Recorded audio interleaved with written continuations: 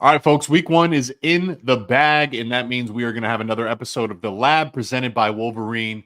And we'll do a little bit of a mix just to lay it out for you, a mix of a review from what I saw versus Fresno State, and then spin it forward, of course, understanding top 10 matchup in Ann Arbor this weekend against Texas. So let's just talk about it.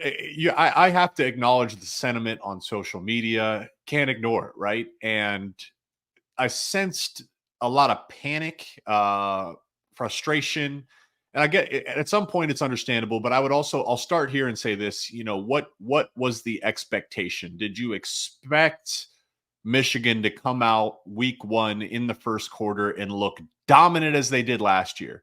When you lost a quarterback, a top 10 pick at quarterback, you lost what I believe will be a 1,000-yard rusher at some point in Blake Corum, your top two wide receivers, six of your top offensive linemen, right? Like that is a lot to replace. And I think they looked like a team for the most part that was replacing those guys.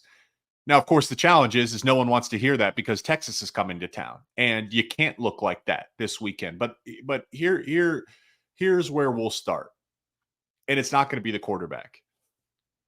For Michigan to succeed, it's going to be by running the football, and by running the football, it means the offensive line has to play much better. That will then make Davis Warren or Alex Orji improve, right? That'll give them some breathing room. That'll give them some time and some confidence to stand in the pocket, and that'll open up play action. But what a big piece of the success of the offensive line in the past 3 years was they had five guys, five individuals playing as one unit. And then, of course, the tight ends and the fullbacks all were part of that. They were a number of individuals, 6, 7, 8 individuals that played as one. There was no segmentation. When the ball was snapped, everyone stepped in unison and bang, the line of scrimmage gets one. And then pullers come around and bloody the lips of this past weekend. I saw one unit playing as segmented individuals. There was two guys on one page and three guys on another page, or two and two, and then one on his own page. And the issue is in the run game, you cannot give up penetration at the point of attack. All of a sudden, that first cut by the running back cannot be behind the line of scrimmage. That destroys your momentum. There was penetration given up at the point of attack. And I think a big piece of that is what you notice is the shuffling of the centers. I think there was three different guys that played significant snaps at the center position. And that's going to be really hard to do for the season. That is the number one thing I think needs to be figured out this week, because the way this works is the center gets up and he puts his hand on the ball and he says, 54 is the mic. And then off of that, everyone makes their calls. Or he says, 47's the mic. And then off of that, everyone makes their calls. So it all starts with the center ID to get everyone on the same page. And then off of that is how everyone makes their calls. I think they have to make a decision here on who's going to be the center and then rotate other guys. The rotation has to come from somewhere else, because the biggest thing that needs to happen is getting this unit all on the same page against a really damn good Texas team. There's no time to be thinking when you get to the line of scrimmage. You have to know it and anticipate it, and that starts with the center calls. There's a lot of excitement about these running backs, and Donovan's still Donovan.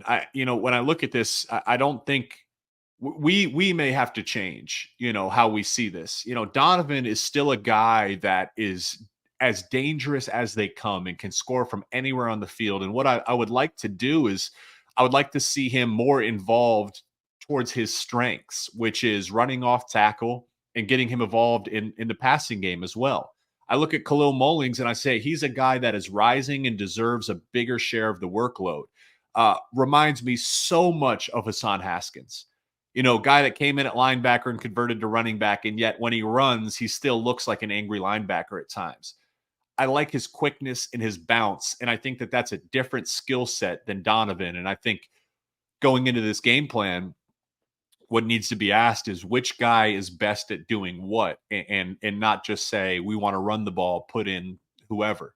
Like each one has a unique skill set that can be tailored to different plays. Off of that, Colston Loveland, I was blown away. Not surprised whatsoever. Blown away by his maturity, what he can do. This guy, 80 catches this year, 800 yards, 900 yards, and 10 touchdowns.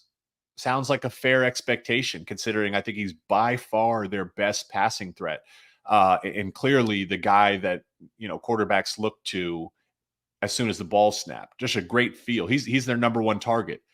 But off of that, other guys have to step up. As a tight end, when you're on the line of scrimmage, teams are going to be able to take you away. They can mug you with linebackers and then bring a safety down in the box. They can double team you a little bit easier, and they could chip you at the line of scrimmage a little bit easier. But if they do that, then that means there's going to be space for other guys. Again, it felt like, I look at a Tyler Morris running a double move, and he kind of jogged out of his break, and had he burst out of his break, maybe that's a catch. These are things that happen in week one, where it's like, hey, what I really hope is, I'm not, you're not ready to. There should be no panic. I think you look at the film and say, guys, like, look, we won the game. It wasn't to our standard, but if this small thing has changed, all of a sudden our standard gets met. That should be the conversation. There was opportunities on film, and I look generally too at the offensive play calling, and I remind us, under Jim Harbaugh, and of course a continuation of Sharon Moore, the play calling felt very vanilla. I would like to see more polars, more gap scheme, more counter. I think that's where Michigan has had a ton of success in the years past. But in order to do that, if you're going to pull guys, again, you cannot give up penetration. So it all works together. But certainly the offense needs a big week of practice and needs to improve. And that's what we'll be watching this week against Texas. But on the flip side, you look at the defense, and part of this is Fresno State. No defensive coordinator enjoys game planning for Fresno State. They got a veteran quarterback in Mikey Keene. They got some skill positions. It's a dangerous offense. So no defensive coordinator will enjoy game planning against them. But again, I think though the defense played really well, there's room for improvement. And we can start with what I think you can still watch the tape and look at it, and you can look at the data and say, Wink Martindale comes in and he's the godfather of that Baltimore Ravens scheme, which we saw from Jesse Minter and Mike McDonald. And that scheme is known for their exotic pressure packages. The TCU game, I'll talk about this just to give you guys an example. The TCU game that Michigan lost in the playoff, they got burned a couple times running pressure looks. And then they went into the offseason before, last year, before they won the national title. And, Jesse Minter, I felt, did a great job of adjusting and saying, hey, let's trust this defensive line. We don't need to leave ourselves vulnerable by running pressure. Our guys are going to get there anyways. And that served them, right? That was to their advantage. I'm watching the Washington game, and, there's Kenneth Grant and Mason Graham rolling over the guys in front of them and getting in the face of Michael Penix. I was interested to see the significant jump in pressure that was called by Michigan's defense and Wink Martindale. And I don't think I think this week against Texas, you have to look at your defensive line and say you have 2 first-round picks for sure in Kenneth Grant and Mason Graham. And the way Josiah Stewart's playing at this point, he's a lock as a day 2 pick. And I mean, gosh, he's a freaking menace out there. He could be a first-round pick, and Derek Moore has that type of potential as well. So I look at that defensive line and I say, I don't think you need to run zero pressure ever. I don't know that it adds anything. I think those 4 are going to get to the quarterback not as quick as 0, but pretty damn quick. And the way Texas is set up is you have a veteran quarterback in Quinn Ewers that is comfortable throwing into pressure and understands how to switch protections and has a mixed bag of elite transfer wide receivers and a 5-star freshman. And their running backs, their running backs are a bit beat up too. So they're going to lean heavily on this passing game.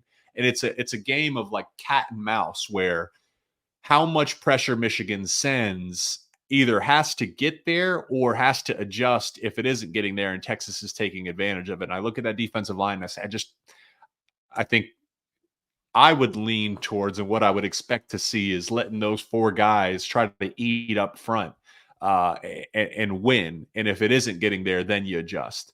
Um, the secondary is still there was certainly, and Will Johnson had a great quote where he had to have a short memory in this game. Wasn't his best game. I think PFF, it was like his third most catches or yards. It was like statistically he had given up some things, and then you think about it in the fourth quarter, and there's Will Johnson late there in the game, instinctual, seeing the bubble screen, triggering, catching it, and it's good night, and he just rolls into the end zone, closing the game, pick six. Zeke Berry with an interception. Makari Page, just love that guy, flying around, just a great big body at the safety position. So there's still some really great things, and yet there's still a ton to be learned from, because this can be the best defense in college football. They didn't play to that standard last week against Fresno State, and will need to play to that standard this weekend against Texas, because the formula against this Texas team, the defense, the formula until the offense gets into that rhythm, is the defense is going to have to keep games close. They're going to have to force 3-and-outs. They're going to have to be opportunistic and force turnovers and sacks and strip fumbles. And by doing that, you're going to have to give the offense some breathing room. And then it works in unison, where the offense is going to have to move the chains and run the ball and control the clock so the defense can come out fresh every time they take the field. It's all circular, right? And there's no exact starting point. It all relates to each other. And what you see is a team with a ton of potential that didn't meet the standard last week. But what's different this year than in years past is there's no time to say, well, we're young and we're still figuring things out. Not going to work. Texas comes to town, and they have to commit all their resources to that game. But you know who's right around the corner? USC's right around the corner. And you still got to play Oregon. And of course, you got to play Ohio State. This is a deep, deep conference. USC looked much, much better. That defense is the truth. They hired their defensive coordinator. So again, the floor has been raised in this conference. The level of competition has been raised. So there's really no time to wait and see. Guys, it's time to go right now.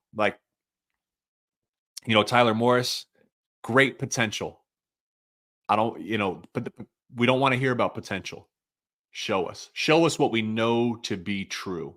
Donovan, make all the plays that are there to be made. And then, because you're elite, make plays when there's no play to be had. Figure it out when it's not perfect, right? Davis, it's there on tape, man. The team is behind you. The coaches are behind you. You've overcome a ton in your life. So there's no reason to ever doubt a guy like Davis Warren and Alex Orji. I'd expect to see some more packages for him. I really think they go into this game plan saying, let's throw the kitchen sink at Texas. Let's confuse them. Let's give them a ton to think about. And let's win this game in front of our home crowd. And I'll close on this because I knew this. I had a real interesting perspective back in my playing time, where my first 2 years in 2013, 2014, we were 7-6 and 5-7. And then in 2015, 2016, the first 2 years of Jim Harbaugh, we win back-to-back 10-win seasons.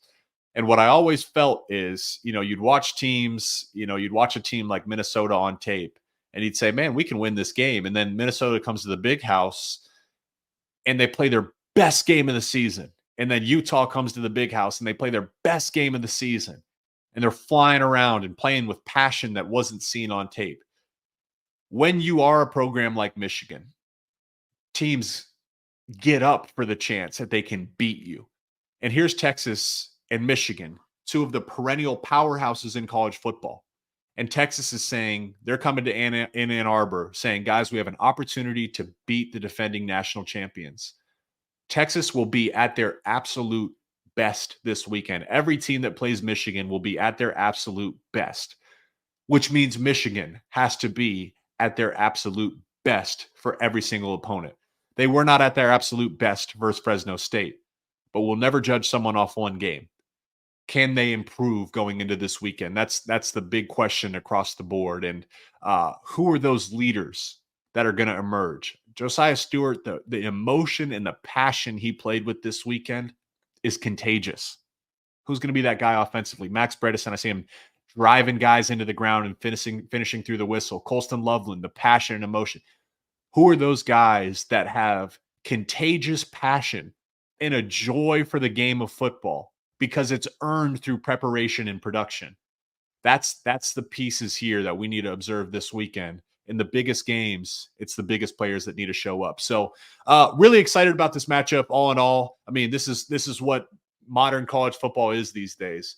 Now you get a matchup like this, a few matchups like this every single weekend. You get to see brand on brand, good on good, program on program, and the chips will fall where they may. And as a fan of the game, as a former player, this is what you love to see, and a great opportunity for both teams to find out where they are as rosters and coaching staffs, and a chance to get a win and get a big time jump on the college football playoff rankings here early in the season. So a lot at stake here in week 2, and a lot will be revealed this weekend. So you guys, please hit us down in the comments. Let us know if you have any questions about the game. I'll pop in there and try to answer some questions, get back to you guys. It's been a pleasure to host this podcast and get to know you guys. And I got to thank our sponsor once again, Wolverine, doing a great job,